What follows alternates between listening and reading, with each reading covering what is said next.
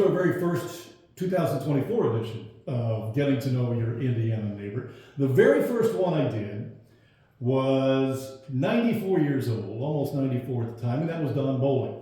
So the most recent is 95 years old, the remarkable Mae Stuffle. And Mae, we've got a lot to talk about. We've got a lot to cover, and we're going to kind of go. You remember, as I talked to you before about Ralph Edwards' This Is Your Life on television. Yes. Well, this is your life, Mae Stuffle, and we're going to talk through it. I guess I first want to ask you, because there are all kinds of things by Mae here that she's prepared for her family. Writings by Mae, Mae's memories. I mean, a great book, just great reading about her life. But let me ask you why you felt it important to document your life and your family's life when you did. Well, it was starting out one new year, and I just thought, my children need to know. Yeah. Because most of them didn't understand what happened in World War II. Right. And when I was a teenager, which that wasn't a word when I was a teenager, Yeah. It came later with the 50s and 70s. You mean the word teenager? Teenager. It was not a word. Okay. So I wanted them to know what happened during the war and what I thought about and what my family did, because they were considered the greatest generation, the men and women that fought for World War II. So I did want them to know what was going on. And I just did it out of love. I wanted my sisters and brothers to have a copy. And so they cherished theirs, but of course they're all gone now except for one. Well, they're so fortunate. And don't you wish that your parents or even grandparents would have done something like this? And that's why a lot of the reason I do this. But you're way ahead of the game. Your family right now knows kind of your life, right? And how you lived it. Yes. Well, let's start with the name. It is Mae Stuffle now, but it was Mae Huguenin? Yes. Say it for me. Huguenin. Huguenin, all right, I said that right. So I've not heard the name Huguenin, but at one time, there were a lot of Huguenins around the Davis County farmlands, right? Yes. So you were one of 12? 10. One of 10? Yes. Okay, siblings. So we'll get to that in a moment. But we're going to go through, I didn't know how to do this. I thought, okay, I could just shut up and let Mae talk and just tell her life story kind of like she did in here. Well, I wanted to start out with Dad. All right. His name was Ernest Huguenin, and he was the ninth of 10 children. Okay. And they were scattered all over, and his grandparents and all their folks were just scattered all over the United States. Okay. But his immediate family, he had 4 older people, and then he was ninth, like I said. So his younger ones, most of them died in infancy. And we have out near our graveyard, near my home, there's small graves there. So Dad only had 2 older sisters, and the ones that moved away from here, because like I said, there was like 4 older ones, and then they all moved away. They went out west where they could have free land.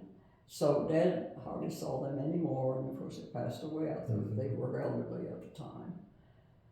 But Dad stayed on the farm to take care of things. So then I wanted to talk about Mom. She was the 4th child of 10, and she was born in Scotland, Indiana. And her name? Alma, L-M-A. And her folks came as immigrants from Ireland and was during the potato famine. Wow. So we heard all about those things from her mother and Dad, because they were still living when I was in school and didn't understand all they were saying. But Dad's folks, we never got to know any of them because they all went another direction. But there is Huguenins all over the Michigan, Wisconsin, North and South Dakota. And then a lot of them went out to get free land, as his sisters, older sisters did. The Huguenots were French. They left France because they had religious freedom, which was the Huguenots, and they went to Switzerland. And there they became known for the watches that they were making. And I do have one of the watches. You do? Yes, I do. And my nephew, he has a lot of them. He just, whenever he was trying to find them, I just happened to find one in a place in Bloomington one time when I was just looking at things. It is very interesting because in Switzerland, in the museums, they show the Huguenot watches, the springs and everything that they invented. But when they came to America, my great-grandparents, they never set up any watch places. But they just came into New York, and I guess it would be my great-great-grandfather married a woman there. Yeah. What year might that have been? Oh my. Yeah. Well, if you don't know, I it's should fine. have, we had all those dates at home. I'm just interested always in how far back we know. Well, New York was known as New Amsterdam. New That's Amsterdam. a long time. That's a while ago. And Yeah. the Dutch people had settled there Mhm. because they got free land from someone. And so Dad thought we were always Dutch. He never lived to know that we were French. Mhm. So, but my siblings looked up a lot of things and found that out. Yeah. So, his great-grandparents, no, it would be his grandfather, came on west to get land. And he married a woman in Ohio, and then they came over to Wabash, Indiana. So those are my grandparents on my dad's side. When they got to Wabash, they had 4 children, and her parents were called Ponnells. And you probably would never hear that name here now, but they owned all of Buncombe.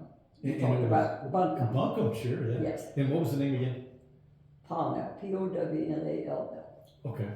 And the man, George was his name, he owned all the land from there all the way to Mount Nebo. Mm-hmm. And so that's a little thing I could say too, that Dad did have them take off timber on our farm to build Mount Nebo. So it's something to think about. Now, Mount Nebo. It's a church. The church, yeah. But all across there, the Pownells owned it. So he divided up with his children, his daughters as well, and gave them some land.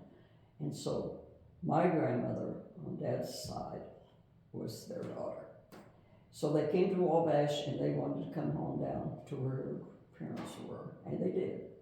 And so that's how they came to be where my home place was. And that's where Dad was born also. Yeah. And describe where your home place was. Yes. And it's if you were coming from, say you're coming straight across from the Ragsville Road and go down Buncombe Road. Okay. It's all the way down until you hit almost Greene County. If you can see where the lines changed because there's gravel roads there. And that's, it's right there on that corner. Yeah. So you were born in 1929. Yes. The year of the crash, stock market crash, of course, and raised into the Depression era, the 30s, and into World War II. But I got from your readings that didn't impact your family at all. The Depression, obviously you saw it, but you lived on the farm. It's true. You lived a very, not today's standards, but by your standards, a convenient life. Is that fair to say? It's good. We had 244 acres. 244 acres. And Dad had 2 boys and 1 girl that was born in the old house, and then he decided to build a new house, and which he did. Mm-hmm. And this is something that we all just marvel at now that we think about it. But Dad built it so modern. Mm-hmm. He had some kind of a carbide, it was called, gasoline tanks that was in the ground, and you added water to them, and then you pumped it and put gas all the way through the house. So we had gas lights in every room. We never had to carry those lamps around. Yeah. And he also put in a furnace. We had a bathroom in the house, and of course we had hot water. And it was a way before you would think about anybody doing that. But he wanted everything really nice for Mom. So the neighbors had to be envious. Well, of course. And the people in school. When I went to school and I told people I had a bathroom in the house, they didn't believe me. Because you didn't have one at school, probably. Well, you didn't have any in the houses in Oakton, I can tell a lot of them. But it was a different time. But we did have a lot. So then Mom and Dad, about 6 years later, they had 6 more children. So this is why there was 2 families. Yeah. Because my oldest brother was in college when I was born. And so it was a different time, and so then 6 children came. Yeah. And so that ended up them having 6 girls and 4 boys. Yeah. So it was a wonderful time to live because we didn't know what the world was like. But afterwards, my older brothers told me how scared Dad was, that he walked the floor. Oh, really? Well, he didn't have any cash money to pay his taxes. And so he was very worried. Now, we had plenty of food. We had plenty of clothes to wear. We had everything that we didn't know. The children didn't know. The older brothers and sisters would have known. But was his livelihood always farming? yes. Yeah. So wonderful farmer. did he do bartering a lot of times instead of just cash? Oh, yes. A little barter. Yes. Okay. Well, where did he come up with the money to clothe you in the winter, and you said you were Well, well stocked. Dad had cream money. Cream money. Yes, they milked lots and lots of cows, and he separated. We had a machine in the basement that separated the cream. Cream, there you go. Yes, cream separators. And so he sold cream to a creamery in Terre Haute. They came down and picked up the cream. And then Mom had her egg money, to keep sugar and things like that on the table. The odd things. Otherwise, we could grind our own flour, cornmeal, things like that. But over the years, of course, I grew older, we didn't do that, we bought it. But you probably heard of the feed sack dresses.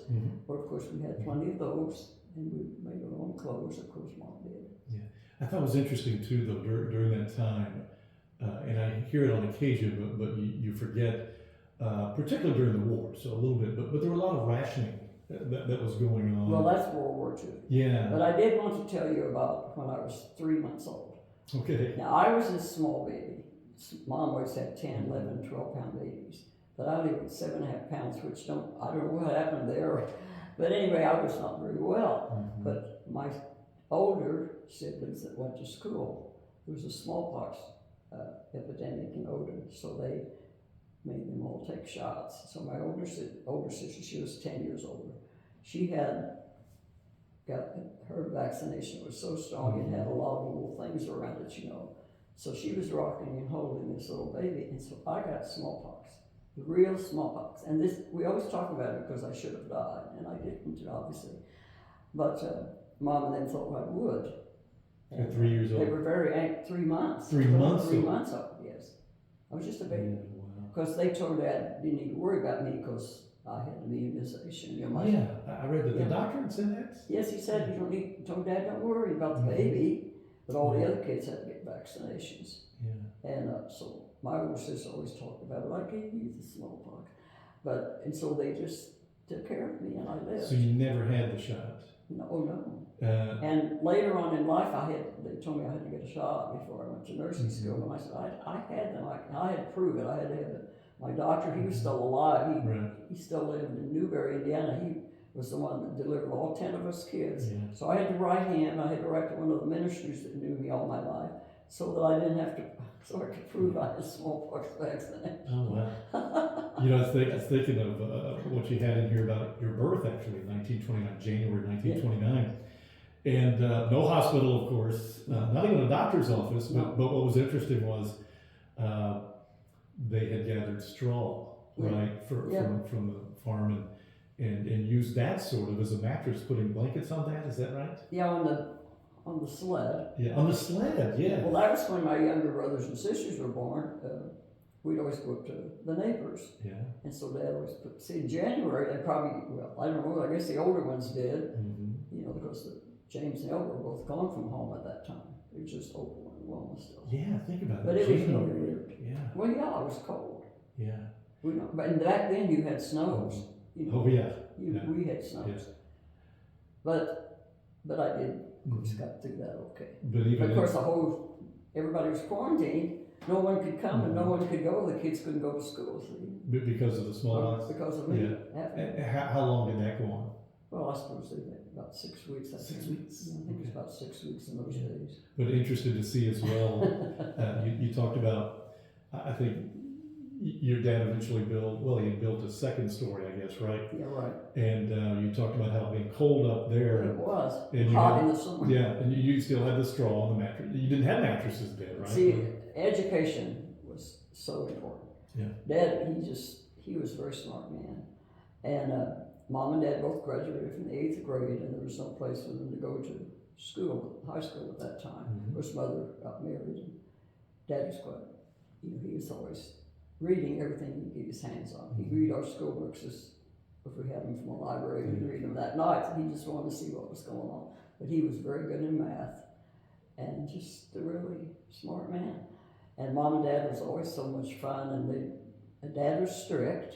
In those days, the man was the boss, but he always was kind to Mom, and he loved her, and kissed.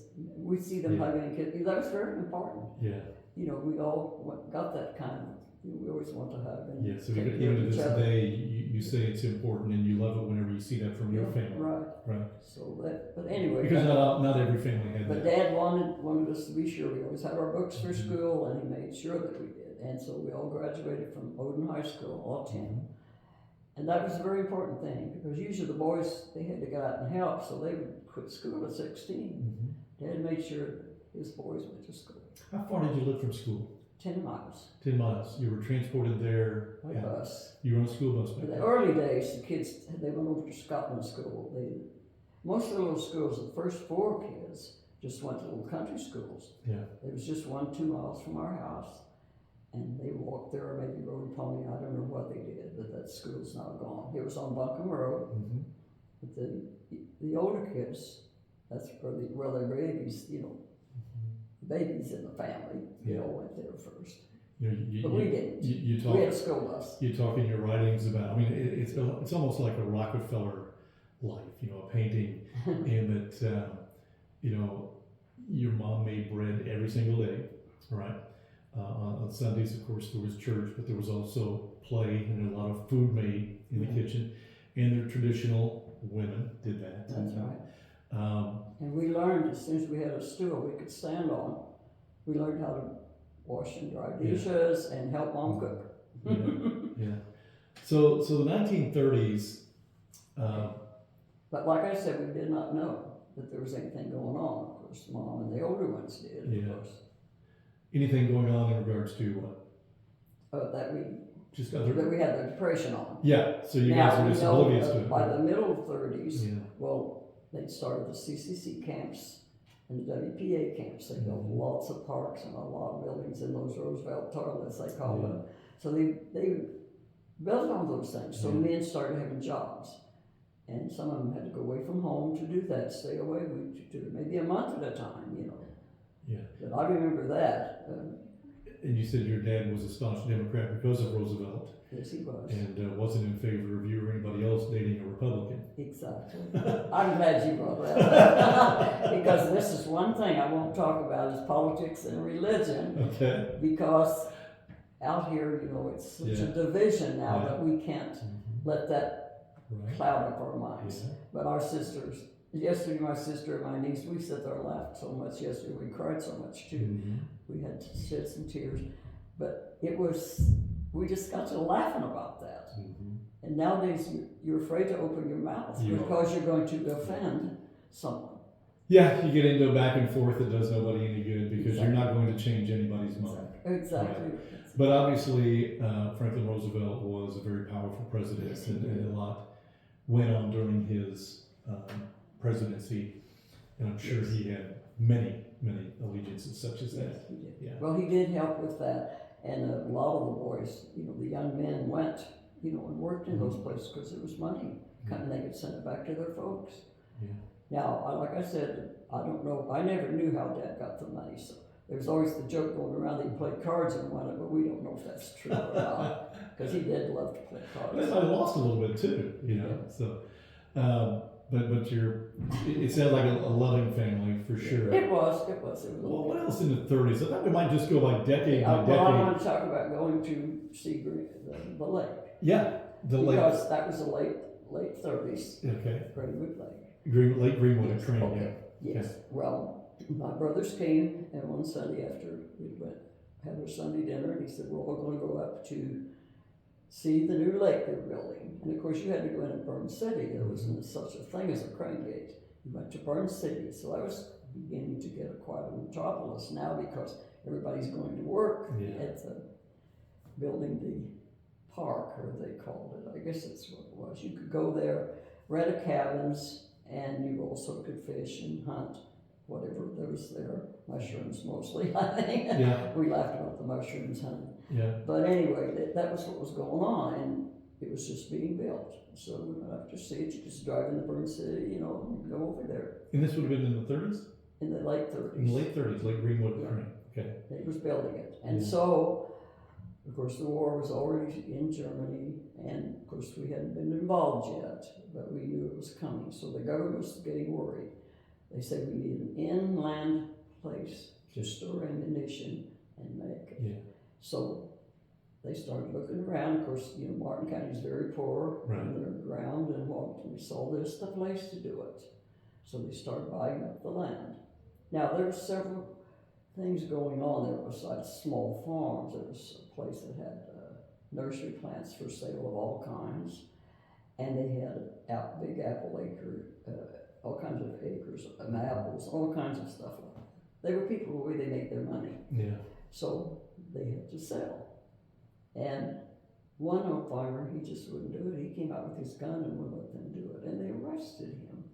Now we knew the family, we knew the children, because you know we just lived 3 miles from the Crown Gate. It was sad. We knew these people. Well, yes, that's my land. I worked for that land. Right. He didn't want to give it up, you know.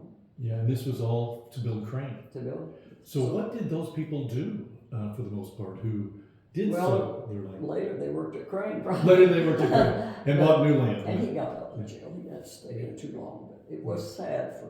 Well, my dad. In fact, Helen brought it up yesterday. She said, "You don't remember, but the older kids did." Dad said, "What are we going to do if they come here and want to buy mine?" Yeah. My 244 acres. Yeah, never did though. He said, "I don't know what they'd have to arrest me to." Yeah, wow. See, I didn't know about that. Yeah, so you're learning about right now the real history of Crane and when and why. But what I never knew was that very thing. But it's obvious It wasn't they had called to have the Crane. land. It was called the depot. Yep, just the depot. Yeah, so because it was at Crane. Crane City. Yeah. And you know, they kept changing the names on us later. But okay, so we get in it with Germany. Yeah. And so it already starts to be a busy place. Mm-hmm. Busy. So let me ask you before. So Crane was started and built, or at least started prior to the war breaking out in this country? Yes. Okay. Yes, we didn't have Japan yet. Right. But of course, when Japan hit, then it was everything. Right. And of course, then they built Crane Village because there was no place to put all these people that's coming to work.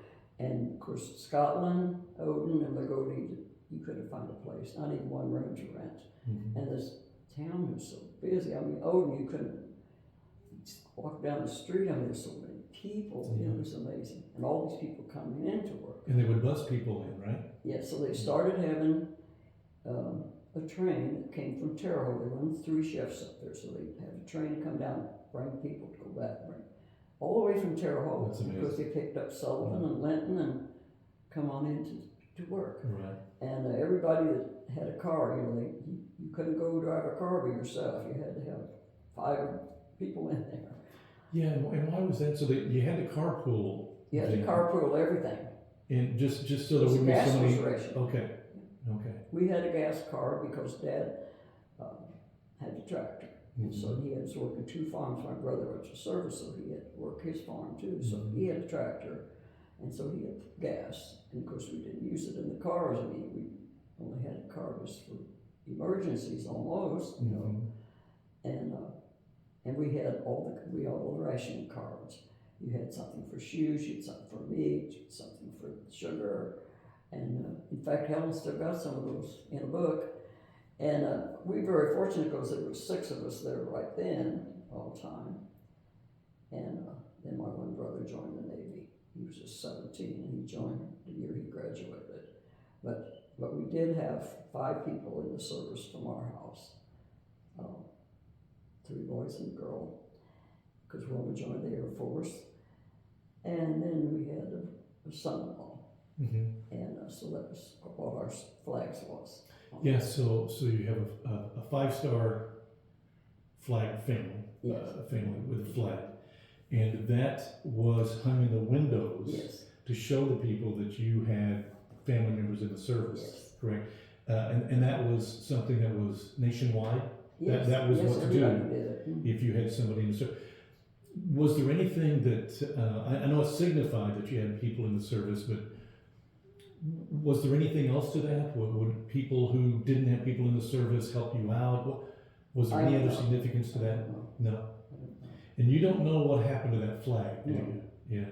I asked Helen again yesterday. She thought that Mom buried it somewhere and didn't tell anybody because they said you were supposed to destroy it. I don't know why, because it would have been a great thing to save. Yeah. But Mom was that way, just like she didn't save her diaries. we wanted to read all those. There would have been something to read. And think about writing all those letters. And she didn't save any of the letters that the kids wrote her. All those little, Right. the thin paper stuff. That was something else. She wrote all of them. They all wrote her. But Mom was just that way, I guess. So they went. You had 5 in the service. Yeah. Was this prior to the war breaking out or after the war breaking out? Well, they all got called up after. When Japan. Including a sister, right? Yeah, she joined it. She said, well, there's nobody else going to go, so she joined that was called WAX, you know. Yeah. And then and there was Army almost then, but then the Air Force took it over and called themselves WAAC. And she was stationed in Europe, in Britain. Yeah. Where the big planes went off and landed. Oh my. Yeah. How sad that was. You know, maybe 4 went, or maybe 2 had come back or whatever, you know, terrible. But she was taking care of the bomb sites. That was new then. They invented the bomb sites, Norton bomb sites. And that's what she took care of when they came back. She did something to them when they came back. Yeah. So this was 1941 to 1945. You were still a young child, really, just coming into your teenage years. I was one of those teenagers, I guess. Yeah. So do you remember your mom and your dad just worrying, and do you remember any of those discussions? Of course. Did they read the letters to you? She was all scared to death. Yeah. Did she read the letters to you that she had? She did. Yeah. And I remember how sad, you know, one of the first boys that was killed in the plane crash while he was training in Florida, his 3 sisters was in the assembly hall with me and my sisters and brother. And they came and to tell them that brother had been killed in the crash. And so, you know, that scared us all. When are they going to come and take us out of the assembly hall? Right. You know, it was just one of those things, you know, we lived with every day. And you had 5 in, so you thought, sure. And all of them got home safe. Yeah, and my one brother, he was in the police. He was a state policeman anyway, so he went to the police when he got called up to him. So he stayed in Germany for 10 years afterwards to help them put back together. Yeah, really? He stayed there. Yeah. So that period of time, you never saw him? Never saw him.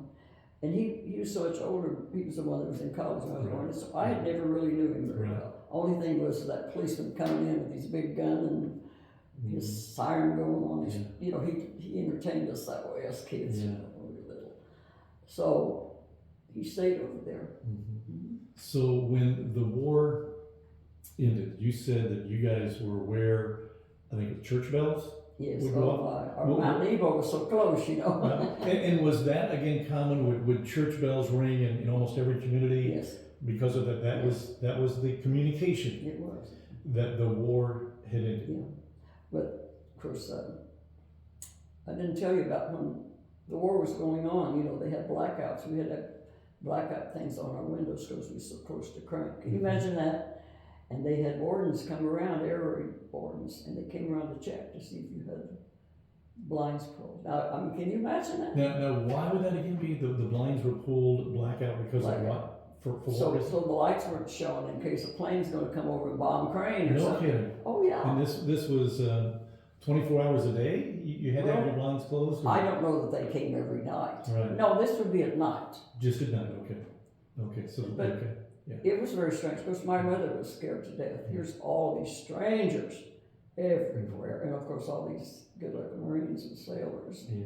She's got girls. I was talking to Rita Butcher, you know Rita, and I did one of these with her, and she talked about the air raids. I mean, the sirens, right? The air raid sirens. I guess they do warnings occasionally. I don't know if you remember that, but that was always scary too. You know, you didn't know if it was a real thing. Well, this was really strange for a man to come around, you know, checking to see if we had all of our blinds pulled down. Wow. But we knew we were supposed to have, not every night or anything like that, but certain times, you know. See, I can remember all those things. And yes, there was lots of people. And when I first was going into high school, they had built a new grade school at the time, new elementary. Well, there were so many in our class from all the kids that came in to work at Crane and service people that they brought a bus out of Crane itself. There was a government bus, brought the kids to Odin to the high school because that's what they had to do. Now, you know what happened? The war was over, Some of them went back to their own places, but then it was Martin County, so they made him go to Lagodi. And that's why all the kids that was in my freshman class that stayed, then they had to come to Lagodi to graduate. Okay. Isn't that the weirdest thing? It is. That Scotia's Martin County, and that's where old Crane was. Right. But it was real interesting at the time. I met, I was mentioning this since this is Lagodi, and they know who I'm talking about, the Lagodi dude. I met Joanne Trout, the Trout family. Right. And her brother Jack, when he got out of the Navy, of course, he came back and he married someone. He lived out of Broward, of course, you know, those big trout boys. And so, but she was my best friend. Yeah, but they settled in Crane, right? Yes, and they lived at Crane. And so her dad was in charge of all the water system up on the depot. We call it the depot, And so I would go up and spend the night with her sometimes, and of course I could go down to the PX and we'd go to a movie there, and it was really neat. And they had an officers club up there too. So I really enjoyed Joanne. They come down to our house and they would buy eggs and fresh vegetables for Mom and Dad. So they became really good friends. And her brother then got home from the service and he moved down here, which was interesting, you know, because Joanne, but then she couldn't graduate with me because she had to go to I thought it was really interesting. You were just talking about going to the movies and such, that it was really a boom to the Scotlands, to the Odins, to the Lagodis, whether it was skating rinks or movies. There was always something to do. It was kind of a bustling time, was it not? Right. But a lot of people stayed, and of course everyone around there, everybody worked at Crane, and they still do. We could have left without Crane. No, Yes. we could not. And then though, there were so many people in the war. Did they not at Crane recruit a lot of women? Not everybody worked there. Yeah. Every woman. Anybody who could work. Every woman. Yeah. I mean, there's people. Today I'll see where someone, they worked at Crane for 35 years, they worked at Crane for 45 years, things like that, you know. And I said, oh, well, yeah, you know. Yeah. It's like me reading the newspaper from Odin. There's a little paper comes out every week, and they'll say 75 years ago. Of course, I remember it. Yeah. I know. That's not 75 years ago. That's not true. But it is really something. I mean, I couldn't believe it. I mean, what happened during World War II for all the little villages here, you know, the little towns. It was something else. But it impacted your family because they just kind of went. And they were so close. Everywhere. We were so close. Yeah. You know. But not anymore, right? I mean, people moved Germany. Well, there's no one there around there. Right. But what I did during the war was that I was Dad's hard man. I was strong and able, and you were the one. Yeah. all the boys were gone. Everybody's gone, and no hard hands. It was an old guy that used to help Dad's son, but I was it, and so I learned how to do everything. Just like he did. Yeah. And he would pay me for so much, like if I cut shocks of corn, he paid me so much a shock and things. That I could stay home during the fall harvest. If I kept my grades up, I only had to go every other day. And then I'd help Dad every other day. You would go to school every other day and help on the farm every other day. And so, you know, that's just what I did. Was that unusual? Well, I guess. Well, one of my best friends during high school, though, she did the same thing. Her brothers all left, and she stayed. And she ran the tractor and everything, but Dad would never let me run the tractor. But you know, that's what I did. Yeah. That was my job. Yeah. You said that you were particularly close to your brother Tom because you were closer in age, and that you were mutually best friends. Yes, we were. Not tell me when he died. Yeah. When did he pass? Oh, I don't remember what year now, but he had an aneurysm rupture. He couldn't live over. But it was really sad because he taught me algebra. I probably never would have passed it in the freshman class. Algebra? Algebra, yeah. Oh. Well, he's a whiz in math. But see, he was the senior already. Yeah. And so he decided to join the Navy. They could join the Navy and still get his diploma. And so he left at Christmas time that year. But he was the one that helped me learn to get through the classes.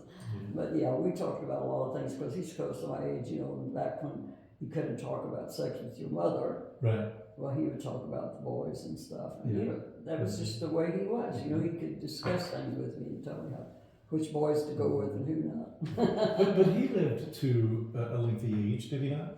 Yeah, he was 72. 72. Okay, I was thinking. He was the younger one. He was Okay. Anything else about the 40s post-war that was significant in your life to you or your family? I remember all of them coming home.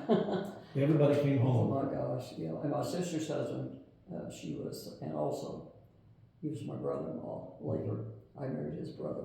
But my sister and she stayed at our house, of course, her house and over her in-laws' house all the time during the war. And I mean, it was scary because he was flying the hump over to China. These big planes taking stuff to. Right. I mean, it was a scary time. Yeah. How did you keep up with the news? Did you have a radio that you listened to? Well, I didn't go ahead and tell about when we built our new house in 1935. REMC from Bloomfield came down, and they asked Dad if they could come across his acreage to put in the lines for electricity. He said, absolutely. So he was one of the first ones to hook up to them. Well, you lucked out, didn't you? Oh, we lucked out. Right. Of course, they could just use a lot of the lines where he had the pipes through for the gas. Yeah. And the guy came to wireless so they could use that. But now we had plug-ins and we had flip of us. This was in the 30s? Yeah. Wow. 37, I think it was. Okay. Because I remember I was so excited at school. I was telling everybody I was going to have electricity when I got home. Yeah. And so Dad, he always had a battery radio. So he could Battery radio, yeah. Yes, he did. We always had a battery. So he got a radio first thing. He wanted a radio. So we could listen to things, because he always kept up on everything. He always kept up on the news, and especially the farm news at noon. They always told the prices and all that. Now, in the cars, and forgive my ignorance on this, I just happened to think about this. Did they have radios in cars back in the 30s, 40s? Do you remember? Probably don't remember.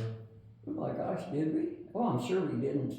Yeah, I mean, I would remember something like that. Well, no, when I was dating, I don't think we did. You probably thought about that, yeah.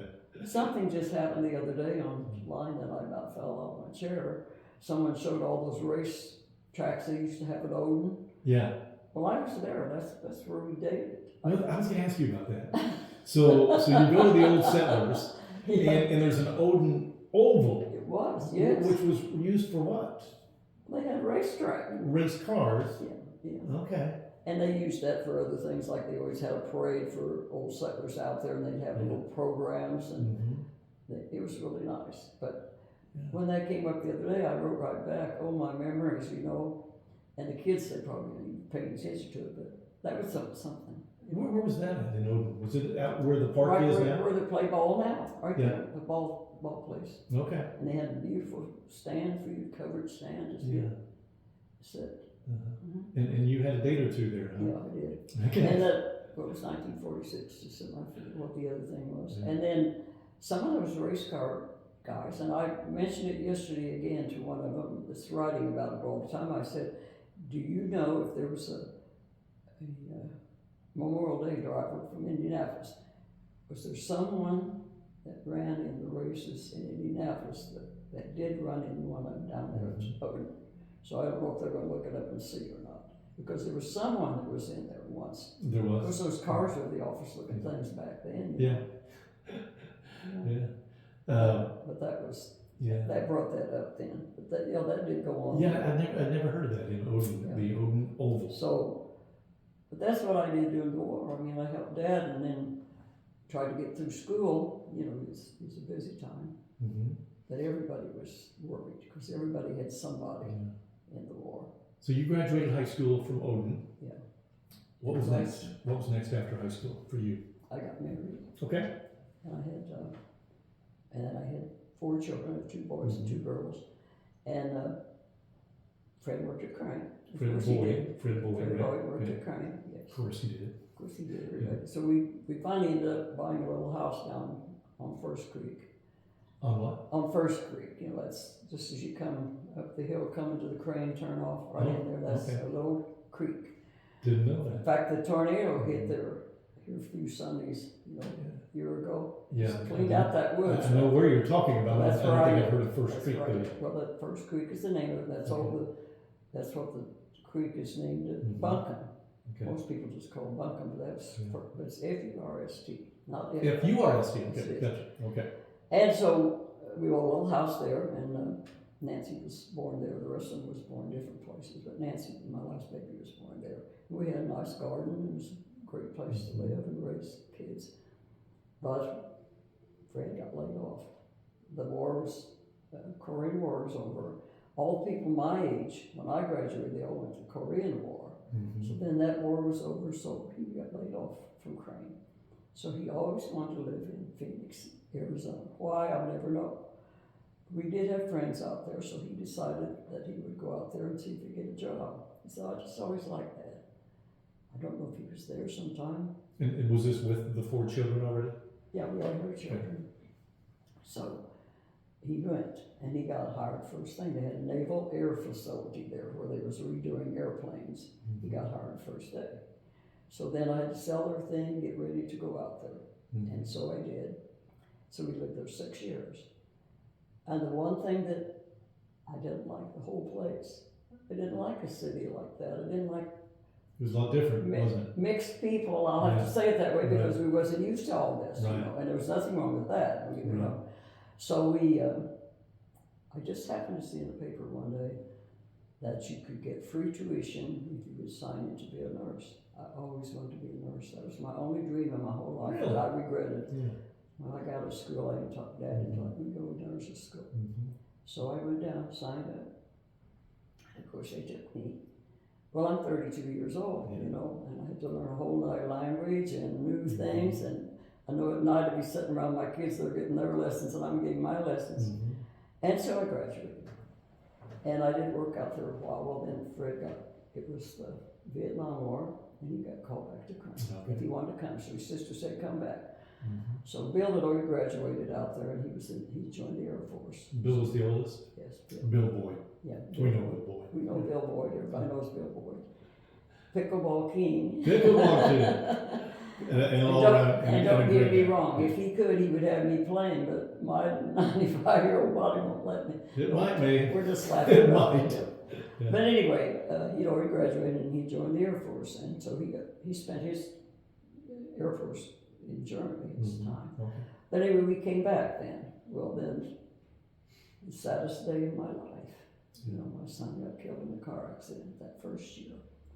The first year you Senior were in back high here. school, yes. We lived at Odin. He was killed. What was his name? Jim. Jim. And so there is never anything that ever prepares you for that. Yeah. And I said to my mother when my baby brother got killed, you know, I said, how? How? But I guess I didn't put that in here a while ago about Dick getting killed, did I? Yeah. No, I should have put that in back in 51. Yeah, that was an air crash, Yes. but it wasn't during.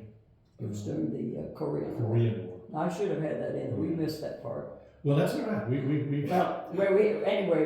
Yes, because that was important Yeah. for my baby brother to get killed. He got killed out in the mountains of Arizona or Colorado. But the same year then, my brother-in-law, my sister Mona Faye's husband, got killed too in a crash. Yeah. Same year. And of course that was my brother-in-law twice because I was married to his brother. So anyway, those two were very sad things. Yeah, we would have gotten to that because I was going to ask you. And in 95 years of life, you're going to have There's too many tragedies. wars.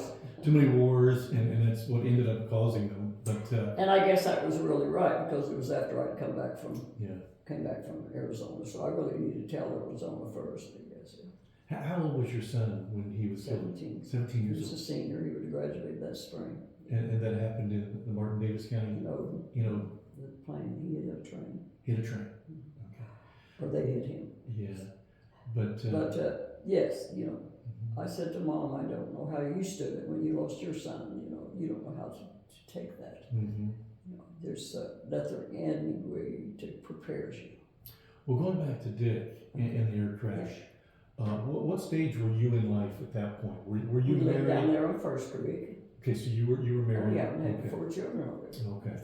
And Because my baby was born the same time he had a baby out in Denver.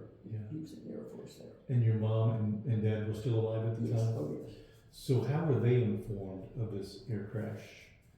I'm trying to Was it think. by a knock on the door? No, because they told his wife first, Okay. see, and that's how Okay, we sure. yes. Okay. And so it was just so iffy because his plane was missing Mm-hmm. in the mountains of Denver, Uh-huh. out by Denver. So It was they missing, so searching that's for what we got first. Mm-hmm. So of course, Wilma being in the Air Force, back during the war, Dad said, let's call Wilma. So we called Wilma, she lived in Chicago at the time. And so he said, get in touch with who we need to get in touch with, because the daughter's, the mother of his child and his wife was hysterical. She's young and, scared. And her parents said, so that's what Wilma did. She found out what happened. He was on a training mission down in Yuma in a Starfire jet, and they was training to go to Korea. And so they was flying back into Denver, and it was a big snowstorm, and he hit a mountain just about 200 feet. He'd been over. They don't know why, they don't know what malfunction, what happened. It was just him? No, he had a pilot. He was a radio guy and a pilot. And so they don't know. They just lost talking to them, and someone heard the crash down below, and some of the villages heard this crash, but they thought it was an avalanche until they started looking for them, and then we knew. But they kept telling us, where they were, but they knew they wouldn't be alive, but they did send people up as high as they could go, but of course, Right. But, So that was but that was how we found out. the Korean. Yeah. So that was been in the 1950s. Yeah, 50. 1950. Yeah, and so the same year then, this was in December, it'd been 51 then. Well, then my sister Mona Faye's husband got killed in an air crash. He was also training in one of those big B-36s, and he got killed. So we had two terrible tragedies. What got you through that time, do you think? Because I don't know how anybody would go through that I don't know. within a year. I don't know. You don't know, you just did. You just do it. But yeah, I mean, Mom, I said, how did you do? When Dick died, how did you stand that? Because that was their baby boy. No, it's things that you're built in you somewhere. It was given to you to handle those things. Because Mom and Dad are tough. Yeah. And I think they pass that on to you, because I know that my sister and I both talked about it, and I had a daughter that also lost a son, so we had to pass that on and help them. But I know it never leaves you. Right. They're always with you. Yeah. And that's okay. Yeah. That's the way I feel about it. So we mentioned Bill, Nancy, Jim. So there's a fourth, right? Who's that? Son or daughter? Linda. Linda. Oh yeah, Linda. Okay. She lives at home. Yeah, sure. And she worked she had a flower, she was a florist. She worked at Cream Sun too. And of course Nancy's a nurse. She's nursed for 40 some years. And I live with her over here by Bill.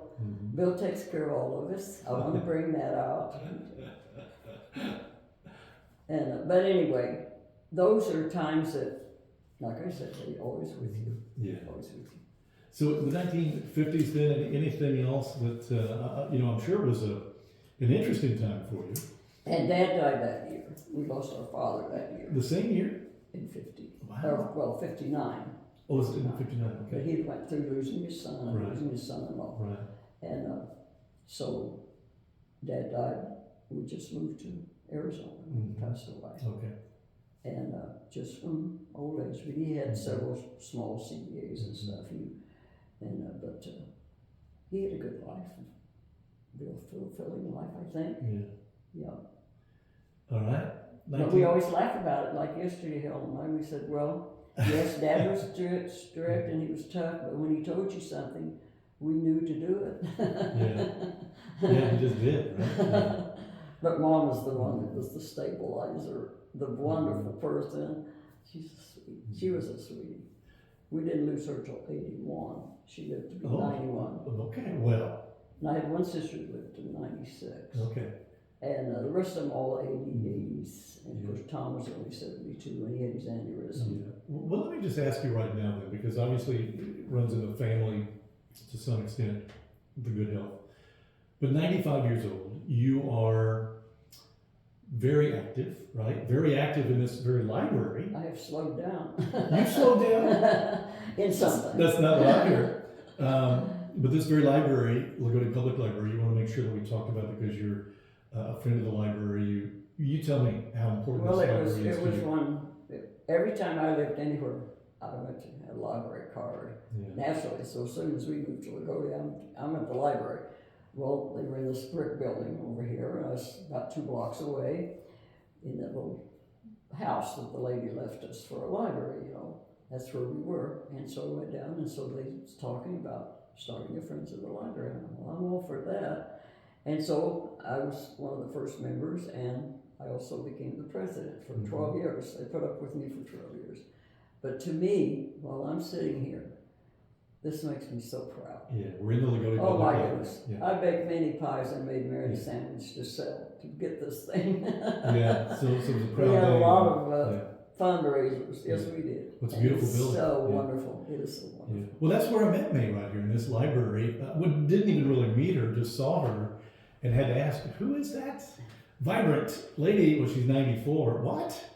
And that's when I said, you know, listen, we've got a story here, right? But not only that, I mean, you still drive, not only drive, you Yes, drive as wherever long you as want. Bill doesn't take my keys away. Bill, But it is limited now. is it limited Which is to fine. what? Limited to Well, what? they won't let me drive to Bloomington. Okay, all right. They won't, I can go to Washington. Did something happen to where they won't let you go? No, well, it might be that I went too fast on 69, or I don't know. Well, they said you could get up there in 30-some minutes, I think. Yeah. I don't know that, but 30 I'm just minutes? laughing Yeah, about it.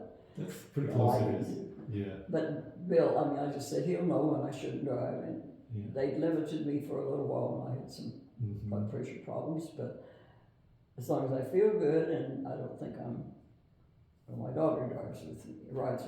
but I don't want to scare her too much. Yeah. But I do things here some. Mhm. I'm not like I used to be. I can't stand here all day and do things like Yeah. that. And I don't work out in a big garden or anything anymore, but I love my flowers. Right.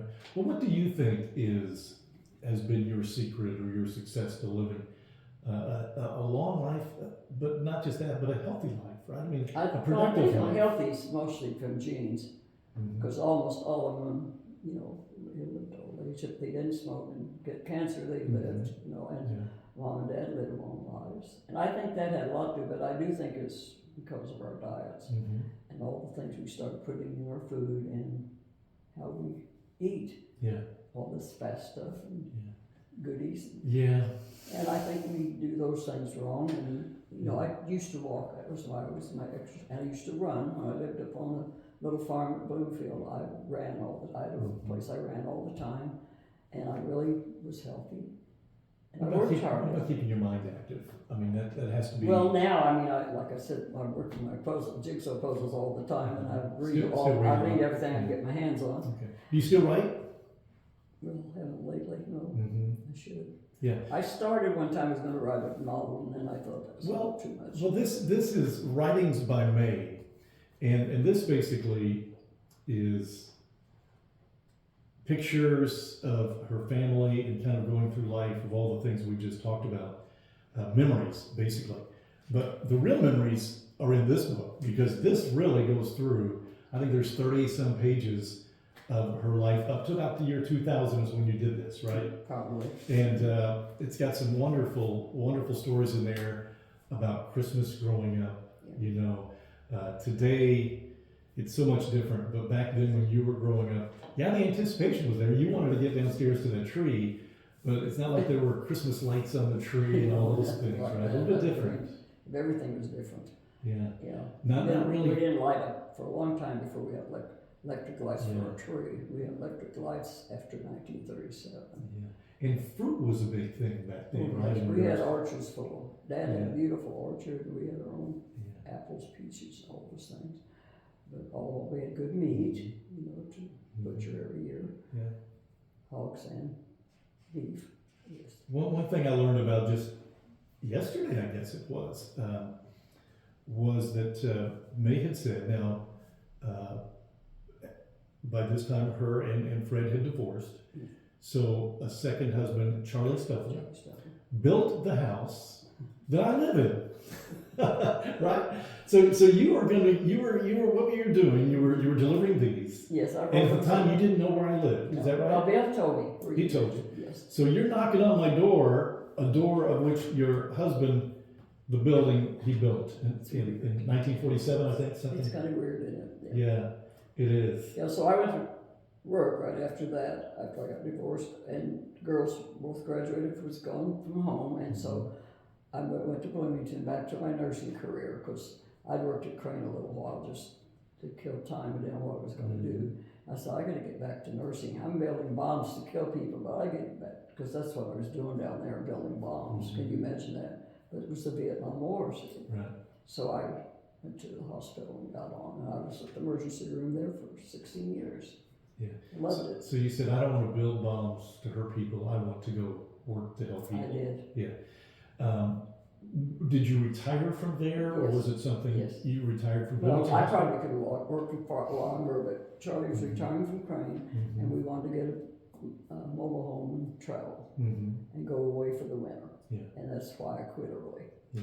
I was just 55 when I retired from there. But I retired from Bloomington Hospital. I still get my little pension from there. Yeah. Do you really? Yes, Okay. I do. I'll give you a date that I think I know where you were, and you might not even know. October 1, 1971. Well, I got married in 72 to Charlie. Well, this would have been a specific day. How about Orlando, Florida, Disney World? Oh, you know that I story? know that story. Well, the only thing I know is you were there the first day that How did you Disney find World. that? I know things. I just find out things. You got a big family, right?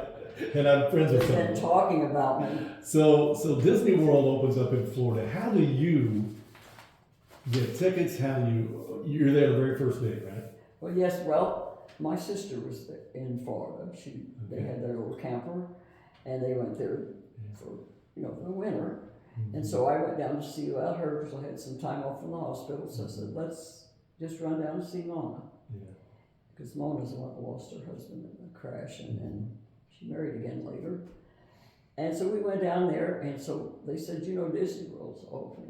And so I said, well, let's just go. I didn't know it was the first day. I mean, I did when I Right. got there. Yeah. So we came driving down and topped a hill, and we looked, and there's cars Oh, I coming can't from even imagine. everywhere. Yeah. But we got in line. Okay. We didn't know any better. And so we made it in, and they closed the door right after we got in. Really? They said, we can't take anybody else. So it was only allowed 5 rides, 5 things to see. I mean, not riding one. Okay. Yeah. Mm-hmm. So I can't remember all of it was on, but I do remember that it's a small, small world. I can still sing that song. Yeah. But that's what we did. The first day of Disney World. Yeah. Well, think about it. You're going into Disney World, 1971. It's a whole other world. 40 years earlier, you were living the life that you were telling me on that small farm and not even have at that time electricity and Disney Yeah, World. exactly. I mean, I can't imagine what it Well, would I be can't either. for you and your In sister. fact, I don't have my phone in there. I was going to say, would you ever think that I'd carry my phone No. around in this hand? Well, I wouldn't have thought you'd be on Facebook. Would you think you'd been on Facebook in 1945? Of course not. No, it is, I know. it's outstanding. Yeah. I mean, Good or bad? Yeah, I guess it's such a hard question. I don't know if you've ever thought of it, but if you could think of 1 or 2 or 3 of the biggest changes in life that you've seen in regards to inventions, in regards to technology, what would you have to say? Well, of course, Because you've seen the so much. biggest thing in my 30s that I didn't know it was that great was, of course, penicillin. Penicillin? Because I knew people that died from ruptured appendix. Mhm. It couldn't be saved. I knew that people that died, many people and children died. Yeah. And I think penicillin would have been one of the greatest things for the 30s, Yeah. when you think about it. Mhm. Now, I don't know what you think about the high-tech things, because some things I think's bad. I'm with you. I'm Yeah. bad. And when we've been seeing things now on television about what it's done to people that lost children now, Right. of course, I blame that on the home environment. I can hardly blame it on the high tech right now, but Yeah. I'd have to think about that for a while. Yeah. No, I mean, Because I wanted to know what my children's in the bedroom with the little thing looking at her. yeah. Who are they looking at? But I bet you thought by now we'd have flying cars. Well, I did when I was growing up. They kept talking about it. Now I don't even know how that well, works. you can't even think what we have in the air. Yeah. Look what's up there. Right, exactly. When I see that light going on, I go out there every time they tell me it's going to fly over the top. See that thing flying over my head. What is it doing up there? Do you remember that? I think it was a July day, 1968, when we landed on the moon. I mean, That was something. that had to Oh, be, particularly somebody from your generation. Yes, we had a TV by then. We had bought one, but I was over at my sister's, Helen. She lived on they had a big pig farm, and was out there. And they said that they're going to land today, and so they bought a new TV just for that reason, and so we're there and watching that, and I didn't believe it. Yeah. You know, how can you think about that? I don't know. I was 7 years old, but I was glued to my television. Yeah. You know, I remember that. So that was something, of course. That's and since then, you know, I mean, the sky's the limit is more than a just now thinking about that, I will. Okay, so if I go home today and you put that on Facebook, it'd be there. Mm-hmm. Now that I don't understand. Yeah. Don't do it today. Yeah. Well, it'll be soon. It'll be soon. It might be today, but I don't know. Well, they had a good time with this Sunday after you put my picture on. I started to get my phone because I was going to take some pictures. Yeah. And my picture right there came up right in my face.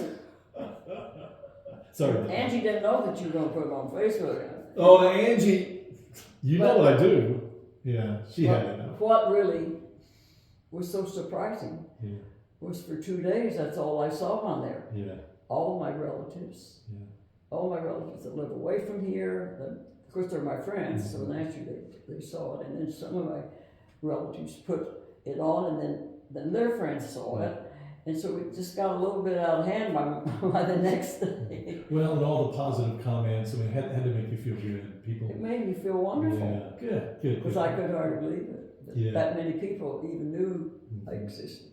Oh, wow. No, that isn't true. Yeah. But I did go, I did start talking about then in 1981, we lost Mom.